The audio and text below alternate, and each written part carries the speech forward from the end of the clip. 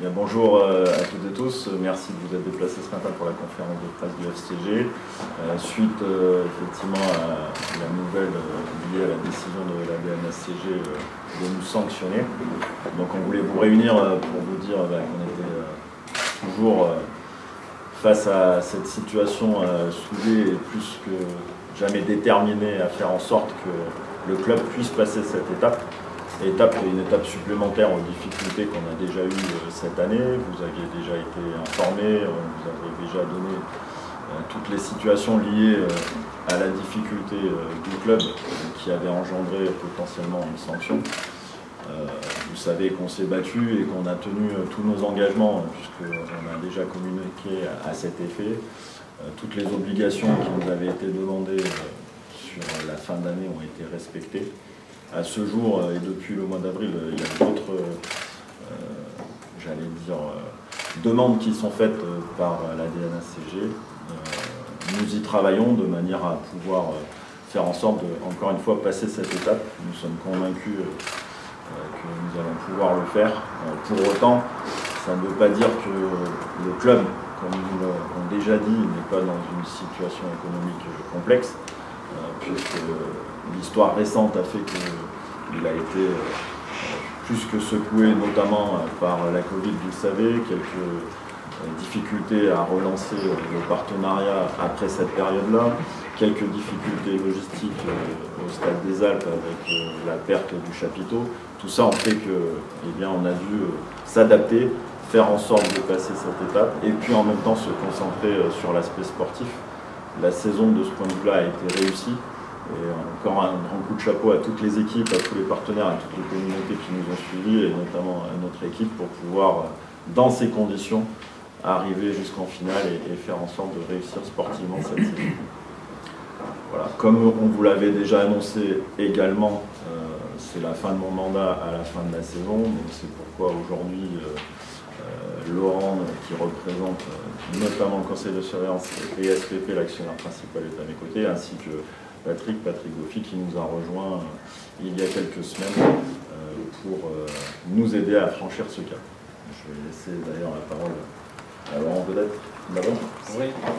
Oui, donc dans la continuité de ce qu'a dit Nicolas, donc je suis le président de SPP, qui est l'actionnaire majoritaire du FCG. Donc après cette belle saison sportive, on est aussi tous réunis pour qu'on puisse faire appel de cette décision et pouvoir rester en Pro D2.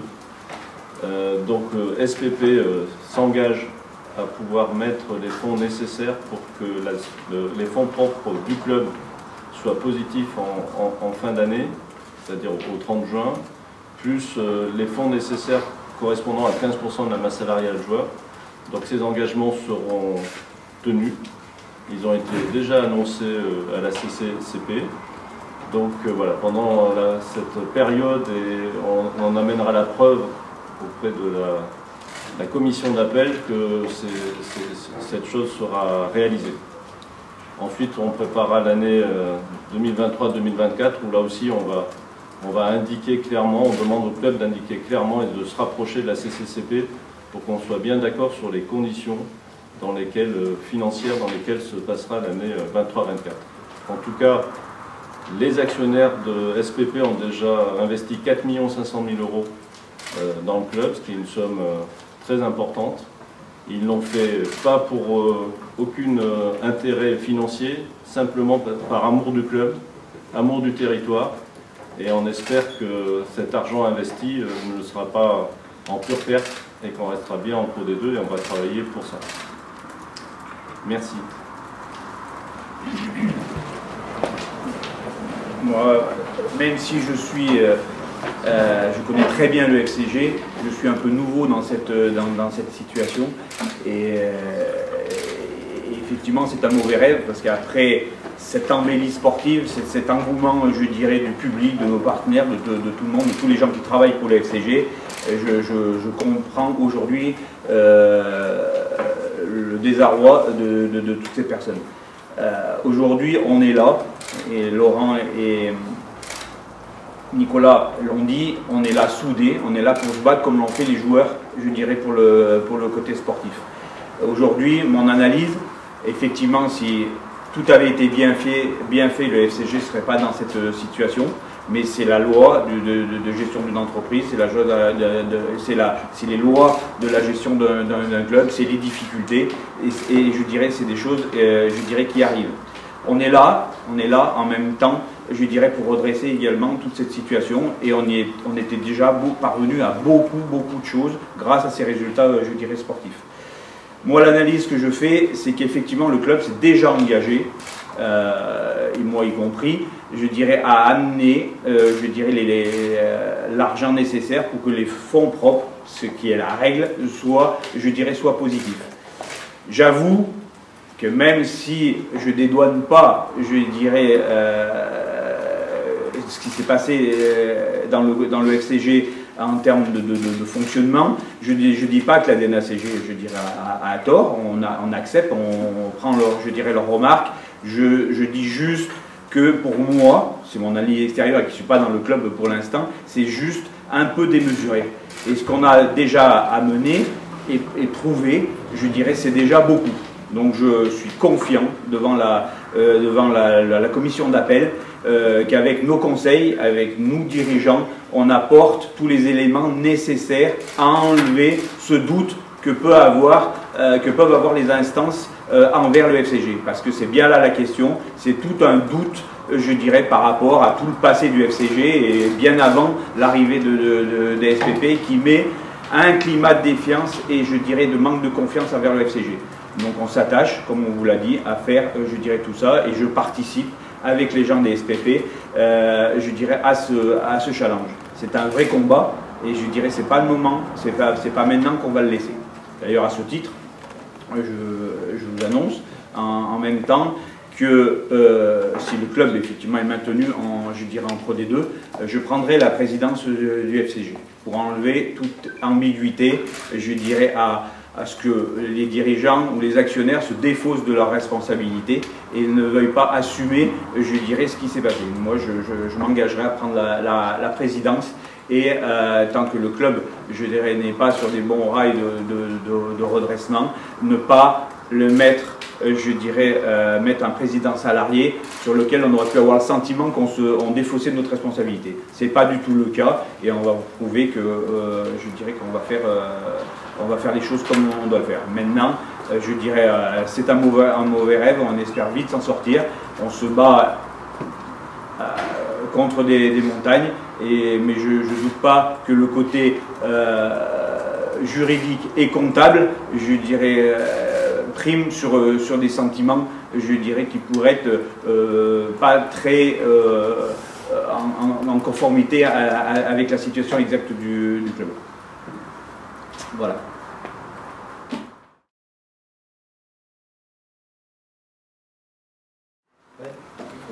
Qui défendra le dossier en appel? Comme l'a dit Patrick, on va y aller de façon collective, et notamment avec nos conseils également, de manière à pouvoir défendre chaque ligne du dossier. Il est important d'amener de la crédibilité, parce que si les paroles, je dirais de tous, et moi y compris, ne sont pas forcément entendues, crues, pris pour argent comptant, on va prendre cette expression, parce que c'est la plus simple. Notre commissaire aux comptes, quand il va s'engager sur tous les éléments qu'on a donnés au niveau du FCG, il s'engage juridiquement. Notre avocat, c'est la même chose.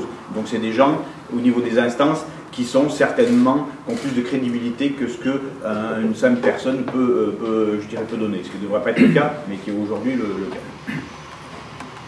Juste pour essayer d'être bien transparent, est-ce que vous pouvez nous donner le montant du déficit à combler? On a abandonné un compte courant d'1 500 000 € au 31 mai, ce qui avait été demandé. Et il y a sans doute un déficit complémentaire de l'ordre d'1 million d'euros. Et ça aujourd'hui vous garantissez que... Ouais. L'argent est sur le compte de SPP, il reste à être versé si on est tous d'accord sur le montant. Il faut bien voir que l'ambiguïté de la relégation, c'est en fait que nous, dirigeants, on veut protéger, je dirais, les intérêts du club, et que tout est prêt pour être mis en œuvre. Mais aujourd'hui, on veut avoir la sécurité que si on met tout cet argent, qu'on fait tous ces apports, c'est que derrière, on ne vienne pas nous imposer encore des conditions pour la prochaine saison qui fait que le club ne pourrait pas les assurer. Et à ce moment-là, on aurait perdu tout le bienfait de tous ces fonds apportés. Et c'est toute là, je dirais, l'ambiguïté. C'est tout ce qu'on prépare avec nos avocats, avec de l'argent prêt sur un compte, et à première demande, il le sera, mais dans la réserve, je dirais, de pouvoir avoir notre budget pour l'année prochaine, je dirais, assumé et assuré, et qu'on ne vienne pas nous mettre d'autres contraintes et d'autres exigences. Parce que c'est ça, je dirais, un petit peu, effectivement, notre crainte, notre défiance. Et on sait que, je dirais, c'est quelque chose c'est une technique bien connue des banques, de faire ce qu'on appelle le coup du râteau. On met l'argent et après on impose encore des conditions. Là, on ne peut pas se permettre, parce qu'aujourd'hui, SPP, c'est des gens qui donnent de l'argent pour le club, qui attendent aucun retour. Ils font ça uniquement pour Grenoble et le FCG.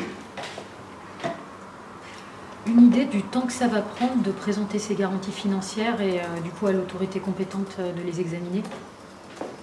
On pense que ça doit se traiter assez rapidement au mois de juin, puisque les recrutements peuvent avoir lieu jusqu'à la fin du mois de juin, donc il faut que ça se traite entre 15 juin et 20 juin, pour plus tard.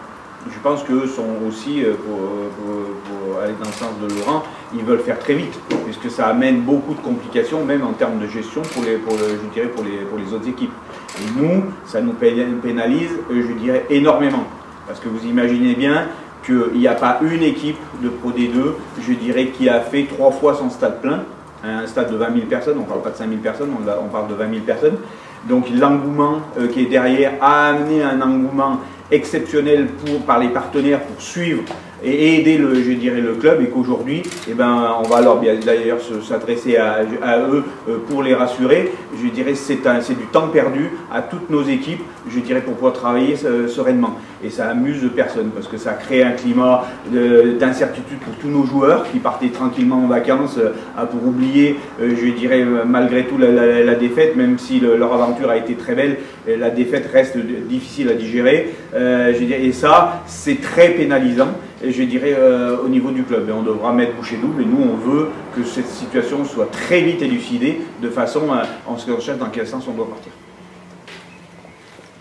Et pardonnez-moi la question, mais la sonnette d'alarme, elle avait déjà été tirée.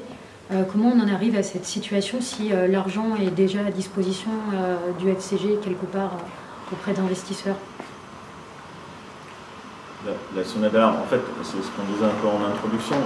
On a déjà eu des incompréhensions sur l'analyse de nos comptes l'année dernière, qui n'ont pas été abordées de la même façon que les années précédentes. Et on a essayé de rentrer dans une discussion pour arriver à un compromis et arriver à des sommes qui nous paraissaient cohérentes. Comme le dit Laurent tout à l'heure, la somme qui a été mise de côté par SPP correspond à ce que le club pense être nécessaire, comptable, juridiquement parlant, à mettre dans le club. Et là, il y a une distorsion, et c'est les discussions qui nous ont amenés aujourd'hui à un désaccord et qui nous permettront demain d'être, je l'espère, en appel, en capacité de défendre nos positions. La sonnette d'alarme, on l'a pris en considération. Les obligations qui nous ont été demandées toute la saison ont été tenues. Et aujourd'hui encore, on nous demande des choses, j'allais dire, un cran plus haut, qu'on ne comprend pas. Donc, au-delà d'un sentiment d'injustice, on veut comprendre et faire en sorte, comme Patrick et Laurent l'ont dit, de faire les choses de façon intelligente, intelligible et cohérente. Merci. Mais on veut vraiment être dans une phase de travail avec les institutions pour qu'on soit tous en confiance et qu'on montre notre bonne foi et notre façon de faire. Mais vous pouvez en être assuré, l'argent sera mis pour que les fonds propres du club soient positifs en fin d'année. C'est effectivement, c'est difficile, effectivement, je pense, quand on est extérieur et quand on n'est pas dedans, à comprendre la situation. En fait, Je veux dire, aujourd'hui, il y a une situation qui est comptable, qui est ce qu'elle est, mais c'est pas là le sujet. C'est pas là le sujet. Aujourd'hui, nos commissaires en compte valident, je dirais, nos comptables, notre DAF, nos commissaires en compte valident ces chiffres. Ces chiffres, c'est ceux qui sont présentés, je dirais, à la DNSCG. Eux ne les contestent pas, mais et puis face à ces chiffres, il y a une règle sur les fonds propres. Donc la règle, le FCG, comme tous les autres clubs, doivent la respecter, et on la respectera par ces apports de fonds complémentaires. Mais c'est toute là, je dirais, l'ambiguïté et la problématique, c'est que cette instance conteste des retraitements qui amènent au résultat que nous, on déclare. Et nous, on considère que ces retraitements-là sont incontestables. Mais c'est même pas à nous de croire. Il faut croire ce que des instances juridiques et responsables, quand je parle, je dirais responsable, c'est pénalement, juridiquement responsable. Quand un commissaire en compte signe quelque chose, il engage sa responsabilité. Donc ils ne vont pas engager leur responsabilité si ce qu'on dit est faux. Et on a 3 éléments sur lesquels on n'est pas d'accord. Et ces éléments-là, si je dirais, on les retraite, le déficit effectivement du club fait un atterrissage, je dirais à 1 million, je veux dire dans le pire des cas, et, excusez-moi, mais en tant que chef d'entreprise, faire un déficit d'1 million dans un club de sport, c'est très vite, parce que vous pouvez gagner 1 million une année et perdre 1 million une année et en gagner 2 l'année d'après. C'est la loi, je dirais, le public, si le stade est plein, ben, il y a plus de recettes. Je vais vous donner un petit exemple, je dirais tout simple, je dirais la demi-finale et la finale, le match Access qu'il y a eu à Grenoble, ça a apporté 1 million de recettes de billetterie. Je dirais donc ce million-là, si on l'avait eu, eh bien on l'aurait mis, le club serait à 0, sauf qu'on est passé devant la glace parce que c'est pas nous qui encaissons, je dis, la recette, ou si faiblement que c'est pas significatif. Donc vous voyez, c'est une mécanique, ça tient à pas grand-chose. Ça tient à pas grand-chose. Voilà, on fait les finales. Si ces recettes étaient comme le reste, eh ben on ne parlerait pas. Et donc je voulais bien qu'on mesure l'ampleur et qu'on ne dise pas des choses qui ne sont pas dites. Ça ne veut pas dire que je ne dis pas que la a pas raison dans son analyse, je dirais, mais je redis encore, soyons modérés, je dirais, sur l'ampleur des choses. Et je crois que la discussion et la négociation qu'on aura devant cette commission, c'est pas une négociation d'ailleurs, c'est les preuves qu'on apporteront, feront fi de ce que je vous dis et que je dirais les choses seront faites comme elles doivent être faites.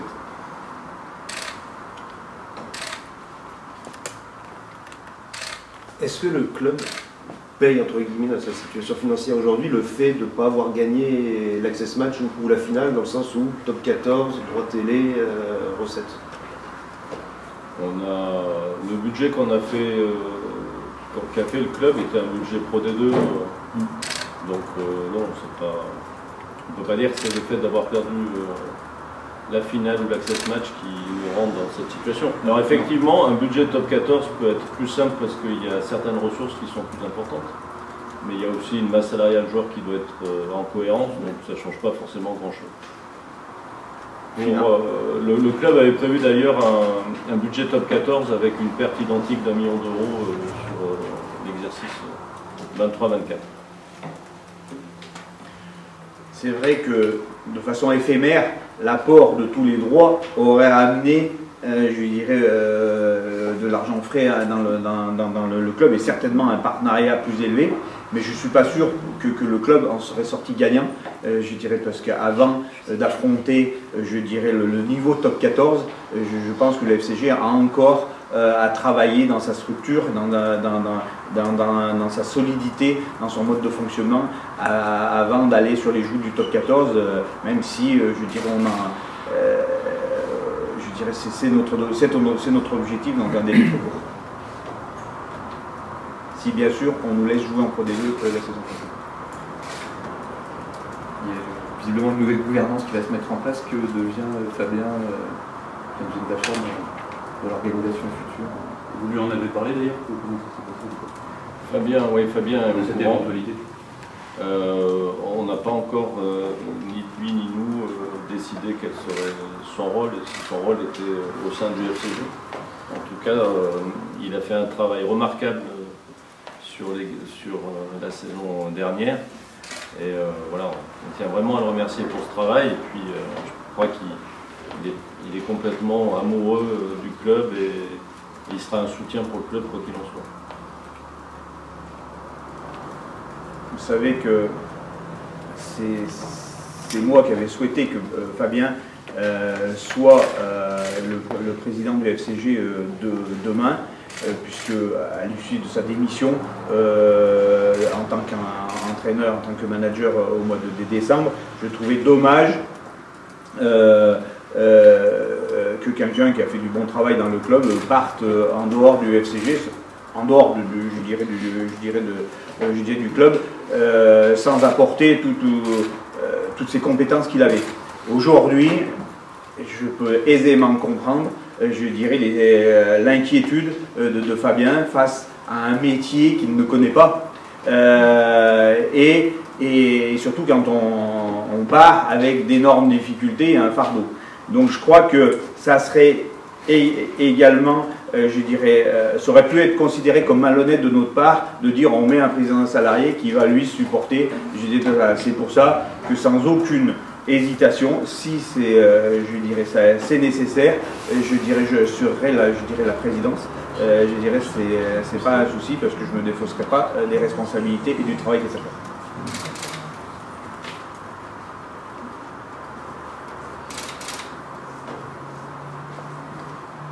Merci. Merci à vous.